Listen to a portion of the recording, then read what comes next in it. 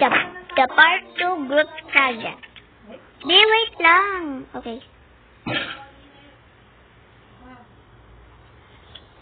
Di, sa kaklase sana hindi gumating. Kaya nga. Iwanin natin siya. Magano tayo group project sa bahay mo, bahay ko.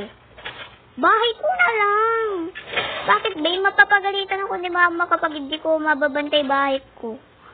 B, sige na. Payag ka kanya ni mama, promise. B, hindi ako nagpapagibibiro na ako sa'yo. B, sige na. Mapapagalitan rin ako ni mama. Ba't ako nasa taas? B, bilisan mo. Bukas kaya bigay natin yung flower ni teacher. Actually, you right naman eh. You right naman eh. D, hindi yan ang umano.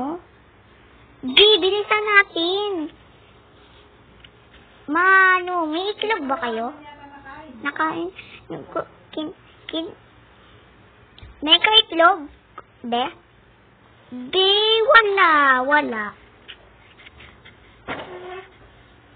B, tip flower ni teacher nakabutan natin. Ay, grado ka naman. Ay, tara na. Grocery tayo. Maning tayo ni teacher. At kapag gabi tayo mapapagalit, mayari tayo ni mama. B, ano gagawin natin project?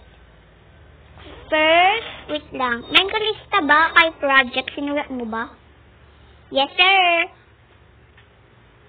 Sinabi sa akin ni Emily eh. Na-absent naman si Emily.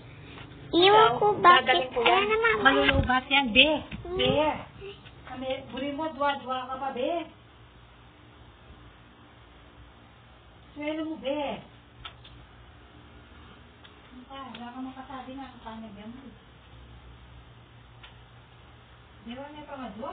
Hindi ka pa may attention eh. Mama. Talaga ka rin. Hindi na ako mag-record. Dalawang duling na mata mo kanya. Mga duling na malaan. Okay. Be. Baba. Thank you for watching the video. Please subscribe this video. Please, gagawin ko part 3. Sasabihin niyo sa akin. Bye-bye!